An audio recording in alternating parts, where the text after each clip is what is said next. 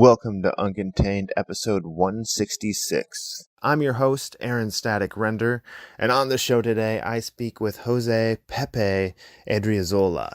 And he's got his fingers in a lot of pieces of pie right now. A global business brand strategist, a socialpreneur, and an instructor at SAE Expressions in Emeryville, a multimedia college. So the reason I listed out all of those things is because in the interview he talks about having to have multiple jobs sometimes to do what you have to do what you love to do. So he talks about that in the show. Also, we talk about things you can do as an artist to prevent from becoming a starving artist and some brand strategy as well. And we also talk about why the Bay Area hasn't become an entertainment mecca, even though it influences all of the entertainment meccas. But I'll let him talk about that during the show. And if you haven't subscribed to the show yet, please click that subscribe button. It's free and the shows automatically come to you. Takes all the work out of it, right? And one last thing before we get started, we recorded this in a Pete's coffee shop in Emeryville, California. So there's going to be some coffee shop noises, some sweeping and brooms hitting dustpans noises. So please bear with me. It's only in certain spots and the rest is just atmosphere. So plug in your earbuds. This is how Pepe Adriazola lives uncontained. So how are you doing today, man? I'm doing great. I'm doing good. Enjoying the nice weather. It's Friday. The Warriors are playing. Can't complain. Yeah, I can't complain on that. Sorry, I'm interrupting the game right now. Not at all, man. This is important as well.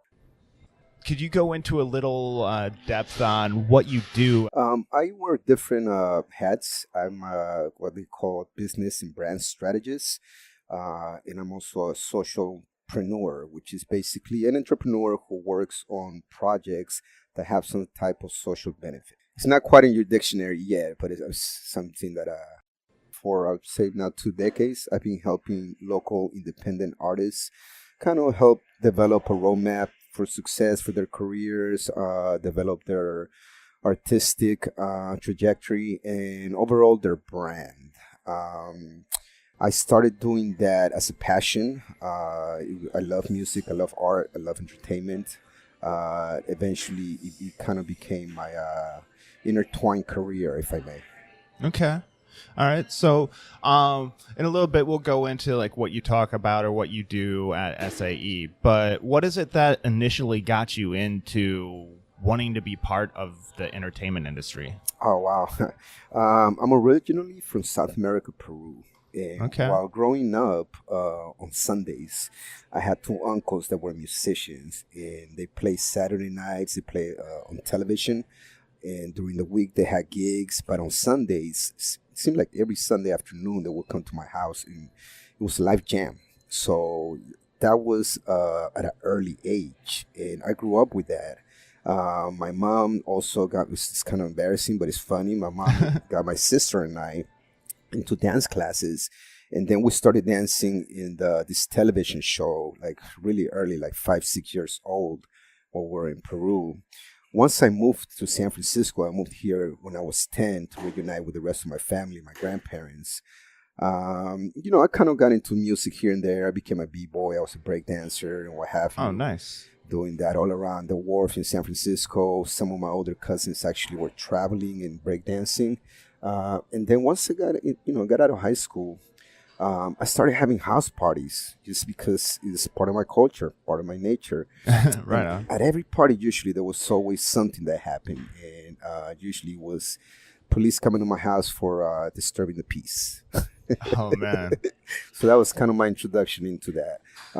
From there, we had a big party at one of the houses we lived in, and the police came, but we had a couple of live bands, some DJs, and during that incident, we locked ourselves up for like 3 days. And man, I was slapped with a huge lawsuit, like 21 different counts for disturbing the peace. They came in and they saw somebody like selling drinks without a permit and a Oh, whole bunch of wow. other stuff, resisting, opening the door.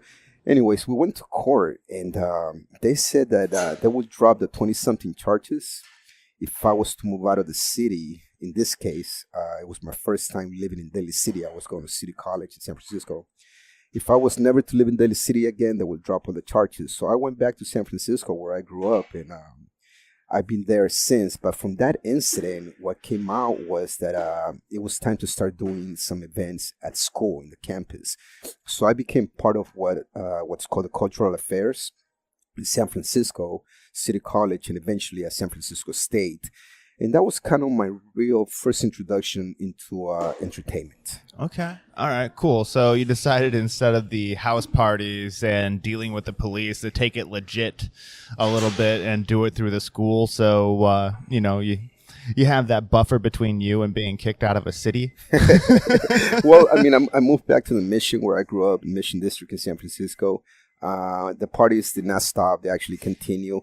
But I had a lot more flexibility. And prior to the gentrification, there was a little bit more acceptance. Eventually, I had to deal with some type of the same, let's say, challenges.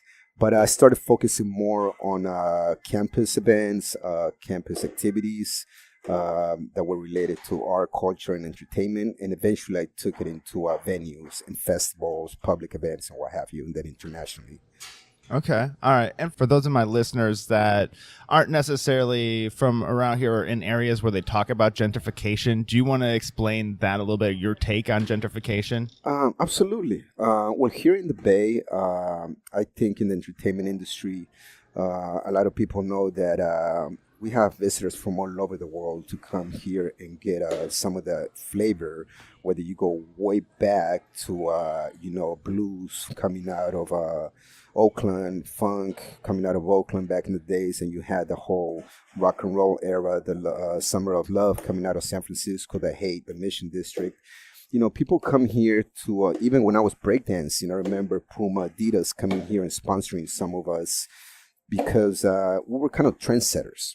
Yeah. And, I think that still carries on till now, where the Bay Area, the San Francisco Bay Area has this unique flavor, style, and culture that many people in the entertainment industry, whether you're an executive, you're a producer, you're an artist, they come here to kind of pick up on that, and they go back to their own hometown or country and kind of grow from there. So I think that's one of the unique things that we have here.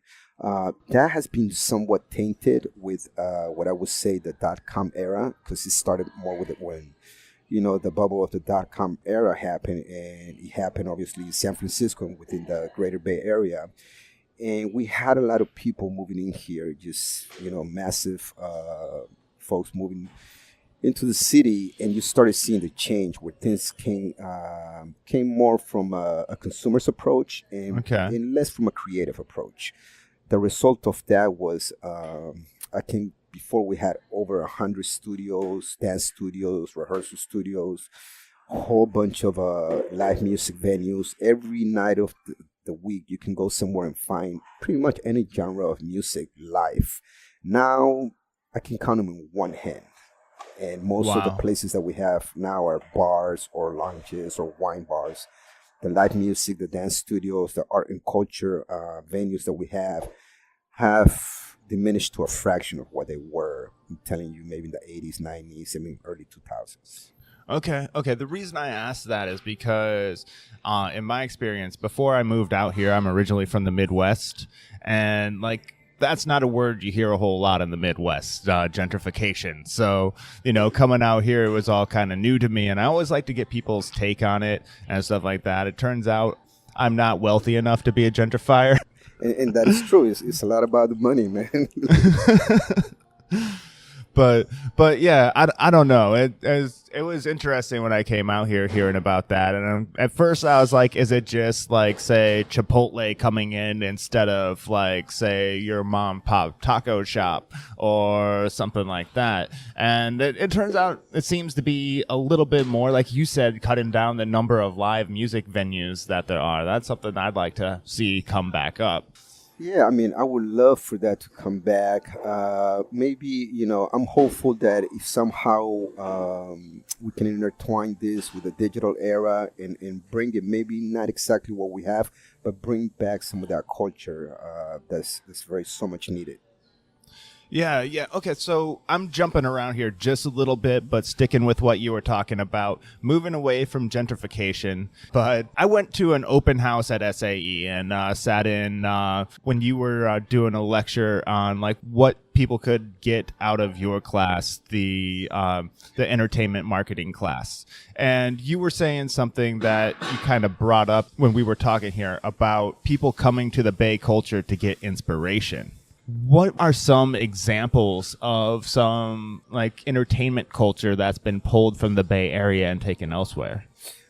Sure. If you take a look at some of the producers, some of the rappers within hip hop, if you take a look at some of the even surfing or skateboard culture, even fashion design, and the whole fashion industry.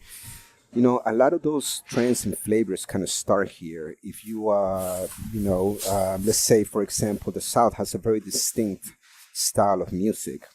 But aside from that, if you go places, Midwest, with all respect, some of the places, East Coast, abroad, and you listen to some of these artists, you can literally do your research and come back and say, oh, wait a minute, that sounds like how RBL used to sound. Or that sounds like Mac Dre would sound. That sounds like and that's the essence actually. That's the essence where a lot of this stuff comes from. Then it goes somewhere else and it becomes commercialized, and in a way with that it's also diluted, so a little bit of the flavors change.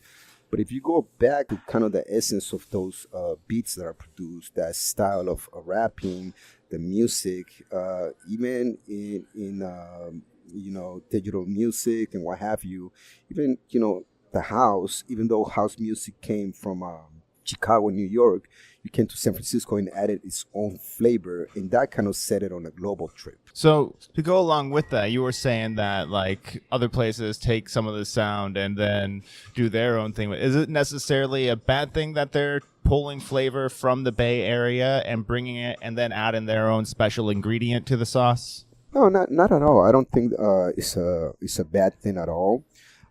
What I think is something that is somewhat a negative influence in the Bay is that we as artists or as entrepreneurs or business folks in the entertainment industry, we don't have an industry here per se that's an official industry where we can collaborate, where we can work on projects together. And what tends to happen is you elevate an independent artist. It could be in visual arts, it could be on fashion, music, anything on that entertainment industry, and you hit a certain plateau here because you don't have that industry like you do in Nashville or New York or even LA. So at a certain point, an artist, if the artist wants to continue to grow their brand, their trajectory, they literally have to move somewhere else. Okay. Perfect example would be E40. E40 has been loyal to the Bay. He has represented the Bay for decades. Now, as he's expanding his career, now he has to move to LA to be able to do that because we don't have that set industry here. Do you see that changing at all? Well, like I said, I'm hopeful. I'm hopeful that that's changing as we speak. That's something that I teach. That's something that I've been working on since I can remember. Trying to create collaborations, trying to create public events, trying to create just that culture where we should be working and collaborating together as opposed to going somewhere else and trying to develop our careers there.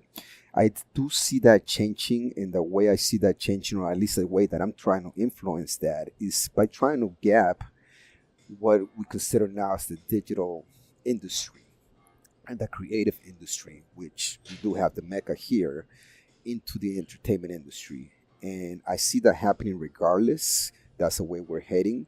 So if we can, along the way, create a foundation for what we consider the entertainment industry, I do see that changing. Yes. Okay. All right. Like, what would be like to get that foundation? Do you have any? If you don't have any a blueprint or anything in your mind, that's fine. But are there any steps that you think the Bay Area should be taking to collaborate and get that foundation? Absolutely. I think the first and the main step is to change your mindset. Here in the Bay, we have some amazing raw talent. Unfortunately, because of the lack of industry, the lack of that foundation, we have what I would say individualism. We don't think about collaborating with other folks a lot. We think about just doing our own hustle and trying to get ours. And that mentality needs to change because that's kind of what keeping us divided. Okay. If we can start with that, and then we can start creating more projects that bring, how would I say, a diverse population, which we have here. It doesn't matter what genre of music you may be or what creative orientation you may be, and create those opportunities for people to collaborate. I think it's just a matter of time before things start growing and moving forward. Okay. All right. Very cool, man. Very cool. So, now we were talking just a little bit before we recorded. I was saying that I came from my day job, and you were saying that you like tell your students something when they're talking about, oh man, I'm doing a day job that I don't want to do. Like, you want to go into that just a little bit? Absolutely. I'm perfect example of that. I've wore multiple hats along my career to be able to do what I love to do. And one thing that I tell my students is that you need to do whatever you need to do what you love to do, and that's not always going to be the same thing. However, if you can create a path where even if they're not intertwined, they're parallel, and the ultimate goal is to intertwine those careers and the end goal is to create your own vision or mission, what is it is that you want to do, then that's the way to go. You may be working at a day job, 9 to 5, that's completely unrelated. But as you progress, if you can find something that's related to that field, related to what you do, or even gives you access to some resources that you may need for what you love to do and what you ultimately want to do, then I think you're on the right path. All right, very cool. So yeah, just I like that. You have to do what you have to do until you can do what you want to do or love to do. I like that quote. I'll have to get it right next time I say it. But Okay. or so like in your classes, like what do you teach your students? I teach entertainment business. I teach an introduction class for entertainment business. I teach entertainment business models. I teach entertainment business projects, media production, events management, and touring. What I like to teach my students is to kind of start conditioning their mindset into thinking creatively about what is it that they want to do. Once they have an idea about what they want to do, then we can backtrack all the way back to where they at now and figure out a roadmap of success to get there. Okay. And that may be completely different from one student to another student. But what I try to do is basically find common things, common qualities, common challenges that we have to endure through that path and share those. And at the same time, also the individual ones that we can kind of shape and hope to educate and share some wisdom to be able to progress on your path. All right. So, would it be fair to say you try to teach the starving artists to feed themselves by reverse engineering from where they want to go to where they are now? That could be said. And two things. I also tell them, hey, I had to do that. I had to have a 9 to 5 job and a part time and a full time job in order to do what I love to do on the side. So that's quite all right. But if you find a way, a path, a bridge to be able to kind of connect that with your passion, then that's the way to go. And the other thing that I teach my students are how to create themselves, basically their brand, their business. Nowadays, thanks to technology, I mean, there's a benefit and there's also things that are not so beneficial, with the dot-com era. And one is one of those we talked about gentrification. Now, the flip side of that, the fact that we have technology and access to this within our fingertips, you literally have everything you need at your access to be able to create yourself, create your business, create your brand. And that is something that we really need to take into consideration, because 10 years ago, 20 years ago, we didn't have that. Yeah, definitely, definitely. The World Wide Web today, like Facebook, Instagram, Twitter, and all that stuff gives people a platform instead of having to. I'm not saying you shouldn't do this anymore, but instead of having to go flyer the neighborhood, to let people know about your stuff, flyering the neighborhood still gets the word out. Yeah, I mean, guerrilla marketing is never going to go away. That's here. It's been here since the beginning of times. But with digital marketing, you have access to a global platform, and that's huge. Also, with analytics, you're able to fine tune your approach, your strategies, and it makes things a lot easier than before. For instance, if you're setting up a tour, you can use the analytics from whether you have a website, you have a YouTube or Facebook, to see where are your fans at, where people that are following at, and you're able to pinpoint, like, I have more followers in this city, I have less followers in this city, and by doing that, you can actually design a more effective tour for your band or for your art. Ah, nice, nice. So go where the people are, obviously, and you can use that to pitch to venues and be like, hey, I have a strong following in this area. Book me at your venue. Absolutely. That's one of the things that I teach. And when, I teach entertainment business, but it doesn't mean that that an individual artist who is trying to develop him or herself as a brand is not a business. As a matter of fact, we see nowadays, if you talk about huge artists, let's say Jay-Z and Beyonce, right? They're not artists anymore. They're actually a brand name, and as a brand name, you are a business.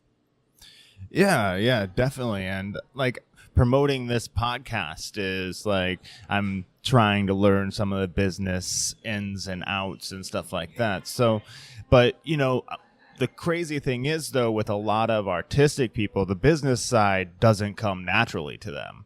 And I think that's, you hit it right on the money. That's one of the biggest challenges. A lot of my students are either audio majors, film majors, even game development majors. And the business part of it is one of the things that we lack. For instance, one of the things that I teach is intellectual property. Yeah. Many students, or artists for that matter, don't know that intellectual property is actually very valuable. You can write a song, you can compose a song, you can write the lyrics for a song. If you register that song yourself, you become the owner of that song, and you can actually, if that song makes it, you can capitalize from that song for the rest of your life in 70 years after you pass. What that means that once you're gone from this earth, if your song is still in rotation, your kids and your grandkids can still, benefit from that intellectual property. Very nice, very nice. Yeah, and that is something that you've heard a lot about, artists trying to get the rights to their masters and stuff like that. Or one thing I remember was Michael Jackson bought all the Beatles masters when he was at an auction, like with Paul McCartney or something like that. And yeah, so yeah, actually, that's a funny story, because Michael Jackson is an amazing artist, but he was also a very clever businessman. And the story goes that they were joking around, and Michael Jackson goes to Paul McCartney. Well, if you were to sell me the catalog, how much would you sell it to me for? And Paul McCartney throws a figure out, and he goes, "Oh, well, that's how much you would sell it to me for? Perfect." And within the same night, Michael Jackson had transferred the money and bought that catalog.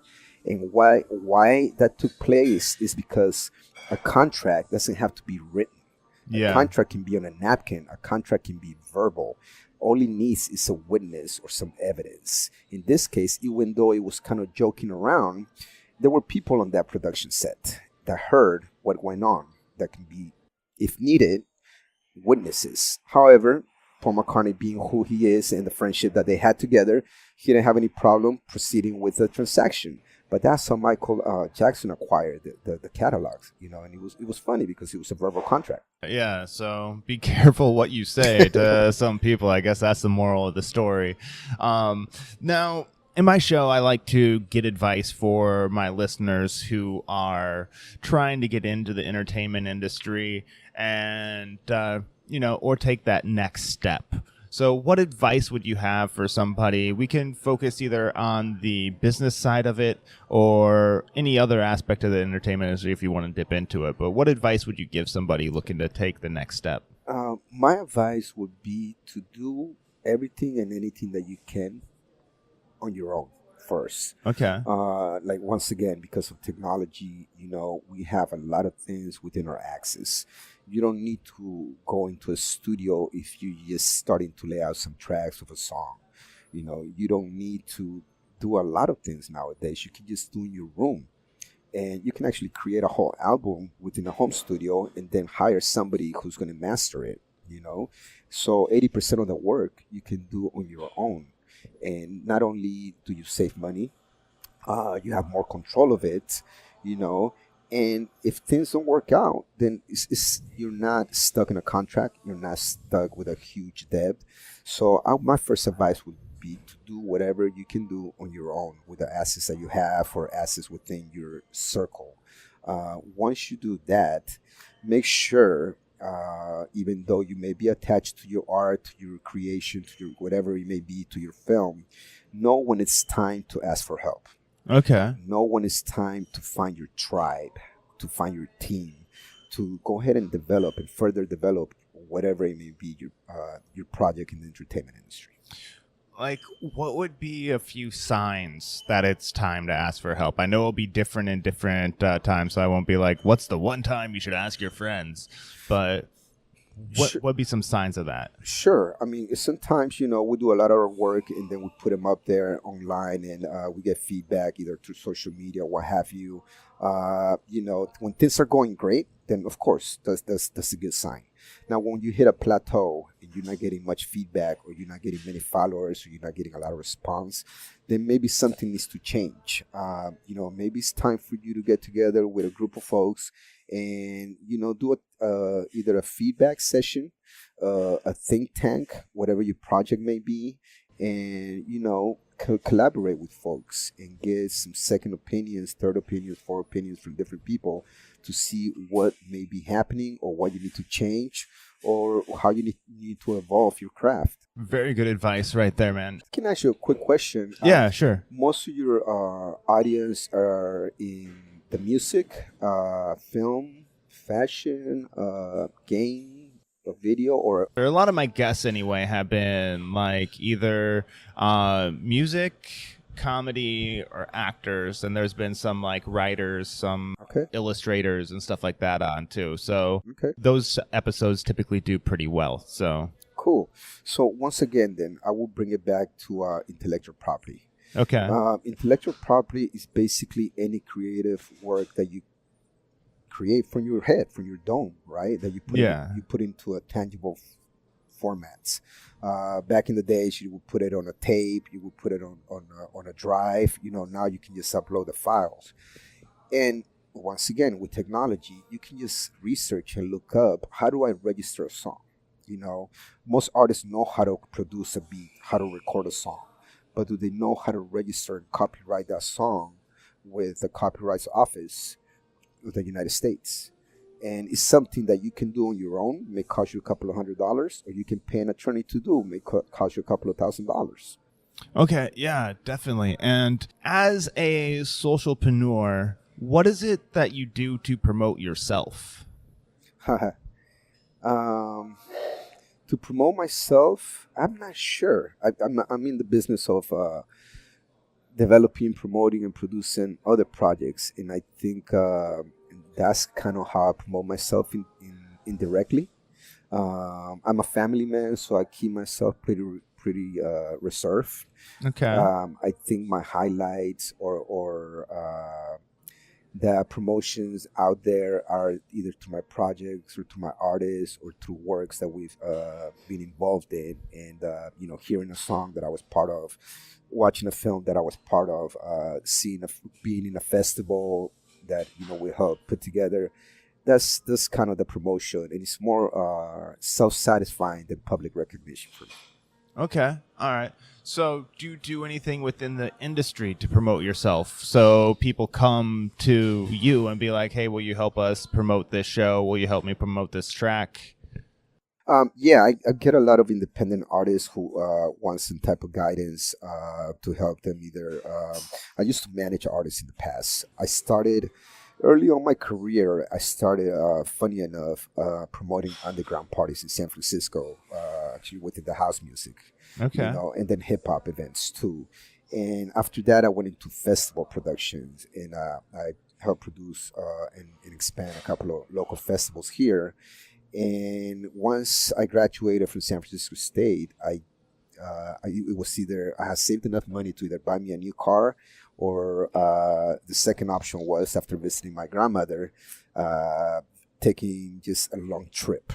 And I ended up moving to Europe for about 7 months. Okay. And I traveled throughout Europe for basically artistic, entertainment, and cultural productions. I would just get my hands involved into anything that I can, anything that I could, and just get involved with connecting folks. And besides that, I was constantly traveling to Latin America and the Caribbean, doing kind of the same thing. So because of that, a lot of independent artists and promoters and business folks have reached out to me from that, I would say, international, global community, Okay. but also that the local community here in the Bay Area as well. All right. Very cool, man. So, in your time in the entertainment industry, like, what would you say, like, a couple highlights have been? Well, no, I can tell you about a couple of things that I was very fortunate, to be part of or host. One, I would have to say, early on my career, I was interning for a festival called Carnival San Francisco that takes place, in my own neighborhood, Mission District. Okay. And I after interning with them, I became part of the production team, and I helped create the youth and family component of that. And one of the first artists that I brought on to that component was Los Racas, which are local artists here from out of Oakland, but via Panama. Another highlight would be at one point in my career, I opened up an art gallery at San Francisco Embarcadero Center. And that was basically a place of art for me, where I work with film, art, and music. I was very fortunate to meet Bill Graham's attorney, who had an office above me. And because of that connection, I was honored to be chosen as the art gallery to host the Jerry Garcia art tour, the final tour of Jerry Garcia's. And I had no idea that Jerry Garcia from the Grateful Dead is known all over the world for his music, but I had no idea that he was actually a visual artist as well. Was it a bunch of, like, teddy bears? It was a little bit of everything, actually. It was sketches. It was actually drawings, oils. I was like, wow. He was a very diverse, and visionary artist, and visual artist for that matter. I know everybody knows about his music, but a visual artist, I was really impressed. Unfortunately, the family after that decided to dissolve the art state, but it was an honor to have him there, or have his art there and his spirit there. A lot of the ex-members for the Grateful Dead came and played at the gallery. It was really funny because on one end you had executives, three-piece suits, sipping wine, and on the other end you had some old hippies without their shirts playing frisbee inside my gallery. That was the first time I ever saw something like that. Yeah, it's like two worlds colliding right there, or separating. It's like right. Was it like suits were on one side, hippies were on the other, like kind of like a junior high dance or something? Kind of, but not really, because they were all deadheads. So there was something that they had in common. Another one of my highlights, I would say, a little bit before that, backtracking, was I was working with a band that actually landed a gig for opening up for Santana for the Supernatural tour showing my age a little bit. But that was really cool because that took that band internationally, and it kind of showed me early in my career like a whole different platform from just working with local artists to going internationally. Yeah. So that was pretty cool. What band was that? This band actually kind of dissolved and just got back together after about 50 years. They're called Los Mocosos. Okay. Yeah. And another highlight was going back to the art gallery that I used to have in Embarcadero Center, because I was getting involved with film, and I was also helping produce some of these film festivals, such as the Native American Film Festival that we did, the Persian Film Festival, the Italian Film Festival. I started getting involved with some film sessions, screenings, Q&As. So I did some work with Sean Penn. Different directors came by the gallery, and we had some sessions there, Q&As, and some screening sessions that were really cool. Okay. After that, I would say I became more involved with film, and there's this movie that was directed by Peter Bratt, and Benjamin Bratt was the leading actor there. He was in Law and Order and a whole bunch of other movies. And I got to brand that movie. That's one of my first involvements in branding. I actually got to name the movie. The name of the movie is the same as my neighborhood, which is called La Misión. Okay. All right. The Mission for the non-Spanish speakers. Right. You can catch it on Netflix. It's a cool movie. It's on Netflix right now? It was. I'm not sure if it still is, but I know it was. All right. Well, I'll have to look and see. If not, it might be on Prime or something like that. But so La Mission or La Misión. Right. So I got involved with that. I got involved with some film, and then I kind of started going back into an international platform and working with some projects in Panama and also in Latin America as well. My next frontier, which I haven't been yet, and I'm working on this, is to go to Japan and explore that market in Asia, not just Japan, but in China as well. That could be very interesting, especially in Japan. I don't know. I think that'd be really interesting. Yeah, I've had a few friends and artists that have performed over there and worked over there, and I hear nothing but good things about it. And the fact that the population are very friendly towards artists and just creativity in general, And I mean, that it's like a futuristic place from what I hear. So a lot of tech trends are set there, so it's something that interests me as well. Yeah, definitely. So when you're working in different countries like America, South America, and when you eventually get over to Japan, you can't speak on that yet, but you will be able to eventually. Like, what are some of the similarities and what are some of the differences of working abroad and working at home? Is there any major cultural differences you have to be aware of? Oh, absolutely. Well, one would be the language, depending where you're at. That was kind of challenging in Europe. I speak Spanish because I'm originally from Peru, so Latin America wasn't a problem. Yeah. The Caribbean, most people speak English, but in Europe it was somewhat of a challenge. For instance, I was in Greece, and I was in the southern end of Greece, and I was going towards Athens for a hip hop festival. And I went and rented a car, and thought this is way before Waze and Google Maps, and I thought I was just okay. I'll drive myself across Greece, and it shouldn't be a problem. Once I got in the car and I started looking at the signs, I realized I couldn't understand what the hell the signs were saying. So language is definitely, depending what country you're going to be going to, finding a friend, an ally, a representative that can help you, with the language, I think is a plus. But not only that, finding locals to collaborate with you, to kind of assist you, support you, I think is key, because they will give you they'll be more than happy most of the time to give you the in and outs of the environment, the scene, the area, and what's going on there. Okay, yeah, so make local friends so they can tell you where to turn when you're trying to drive. Right, and I was literally doing that, before Facebook was around, kind of just doing that by just talking to people. But now with social media, it's so much easier to do that. For instance, I was recently in Panama, a couple of productions in Panama. I have some friends that have moved there, and some artist friends who actually have bought some land there and opened up businesses. But just kind of looking on social media and kind of connecting with some folks that has similarities or similar interests and projects was definitely a benefit before going there and kind of set it up.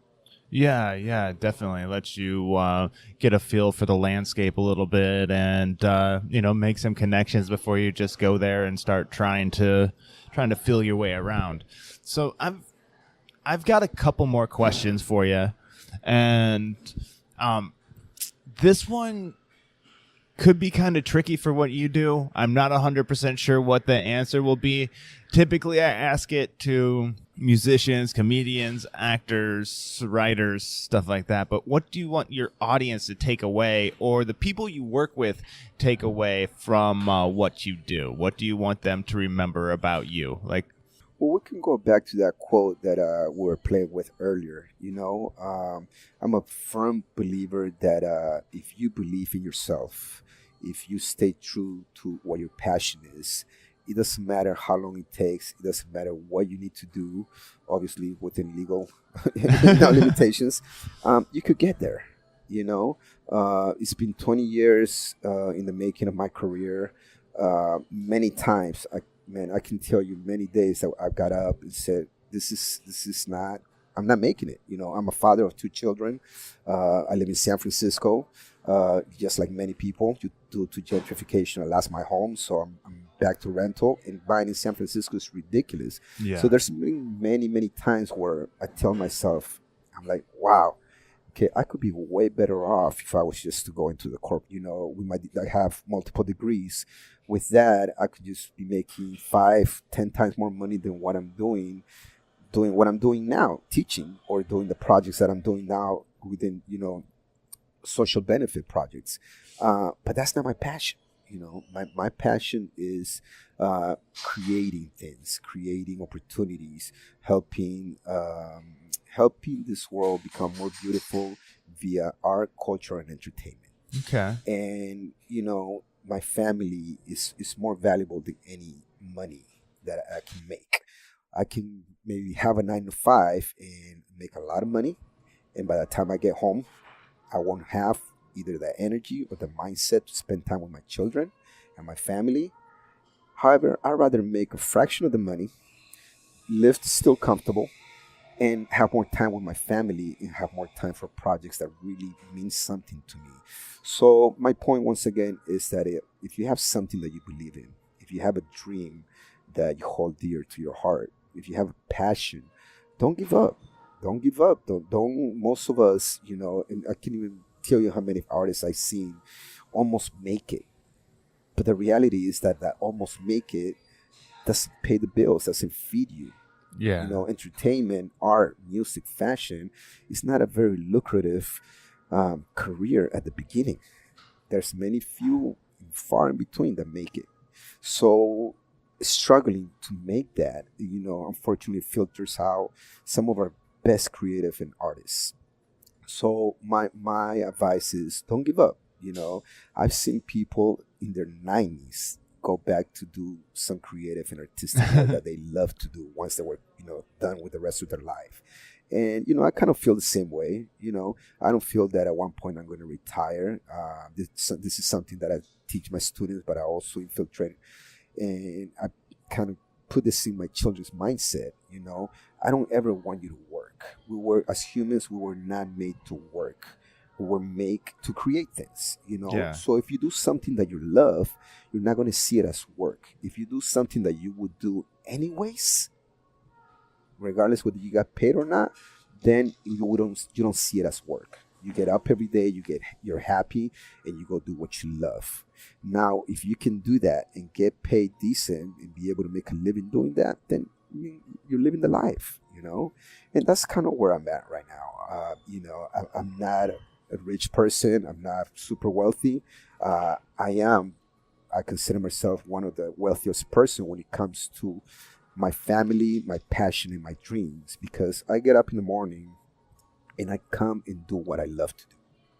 And if I take, of course, I have to make a living, especially living here in the Bay Area that does covers all my bare necessities. Yeah. But my focus is not money, and I have to kind of balance that out every day. And it might one days may be harder than others, but nevertheless, I get up the next day and I tell myself, man, I'm happy with my life because I love what I'm doing.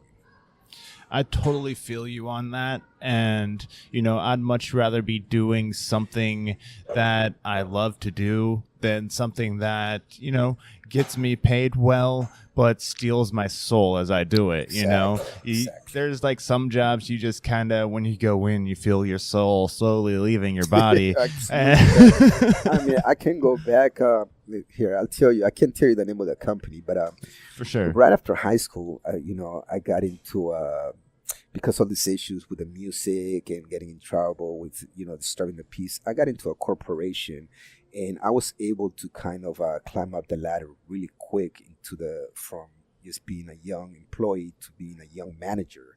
And I hit a glass ceiling, what they call, and I spent 9 years in the corporate world really early in my career, in my 20s. And that was my corporate boot camp. That made me realize that, money wasn't everything. I was making really good money, man. I had a few cars. I had a couple of houses. Early in my career, I was single. I was doing whatever I wanted. But the very little time that I have free from work, I was doing too much that wasn't healthy for me. So it wasn't a happy balance for me. Okay. Right? Got you. So once I kind of decided, and said, okay, well, let's go back and kind of reassess your life and figure out what is that you want to do.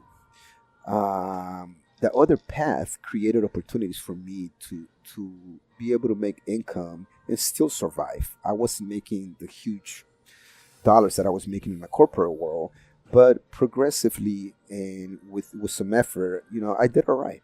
Very nice, man. Very nice. It's good to know that it's possible to find the way to do what you want through, I don't know, having to experiment with some jobs and then keep going and going, and eventually you'll hopefully find your way to where you want to be, So I have one more question for you, but before I ask them one question, do you want to throw out any social media at all?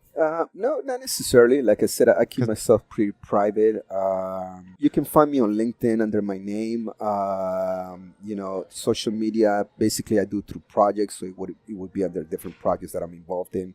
But if you need to reach me, you can find me on LinkedIn. All right, sounds good, man. Okay, Jose-Pepe Adriazola. It's time for that final question, the title question of the show. How do you live uncontained? How do I live uncontained? By living free, and what I mean by that is going back to what I was just telling you, staying true to your dreams, staying true to your passion, and following, first of all, creating a map, a guideline for you to kind of follow, so you're just not shooting everywhere with no direction. Once you have that mission and vision, what I mean by mission is how you're going to do things, and vision is where you want to go. Okay. Once you have that, then, if you're willing to commit to your dreams and to your passions, and most importantly to yourself, then really nothing can stop you. I mean, failure, that's going to happen, and that's part of success. The biggest thing about failure is that it can either make you or break you. It's all how you see it. Okay. There's been more failures than success in my career. Now, if you see a failure as an opportunity to go ahead and do it better the next time, then you're going to be all right. But if you see a failure as something that you're going to take negatively, that's going to scar you, then that's going to affect you on the negative way. So it's just how you see things and what you're willing to do to make it happen. Definitely. Perspective is important, Perspective and persistence. And I heard something like, you only see like the successes that people put out. You don't see all their failures. You may see some of them, like if like a song flops or something like that. But there's a lot of things that they have tried that didn't work, that nobody is ever going to see. If you're measuring against their successes, you kind of got to try to put into perspective their failures as well into your mind. Absolutely. In the entertainment industry, unfortunately, we kind of abide by a public ratings, what the public opinion, what they think of you. And in this case, they mostly on your successes. If you have a failure and that gets out in the public, first of all, you have a bad publicist, but secondary, that's something that you really don't want out there because it starts tainting your brand or your trajectory as an artist. Yeah. Sometimes it's hard to avoid it. Like if you're releasing a movie like Geely or something back in the day, that Ben Affleck movie that was not good. It's hard to hide from that. Right, especially nowadays with all the social media we're talking about. You can even hide anything. However, if you are staying true to your work, to your honest, to your passion, you can explain things. You can even reverse a negative incident in the media and make that even work for you if you have the right strategy. Yeah, awesome. Well, I want to thank you for joining me on the show today and meeting me here at Pete's Coffee and Tea in the public market, and just talking for a while, sharing some of your advice. And Pepe, I got one final thing for you to do, and that is sign off the show. Would you do me the honor of signing off the show today? Absolutely. My name is Jose Fernando Adriazola, better known as Pepe in the creative and artistic world. My advice is to stay true to your dreams, to your passion. Do whatever you need to do within legal limitations to be able to do what you love to do. And my name is Pepe Adriazola, and I live uncontained. And that does it for another episode of Uncontained. Thank you for listening, and thank you to Jose-Pepe Adriazola for joining me on the show today. And thanks to Pete's Coffee for letting us do the interview in the corner. And if you're enjoying the show, please find me on social media at UncontainedPod or online at uncontainedpod.com. Facebook, Instagram, and Twitter, all the same at UncontainedPod. Just like me, drop me a note, and let's start up a conversation. And I'd love to hear what you think of the show. Thank you for listening, and until next time, live uncontained.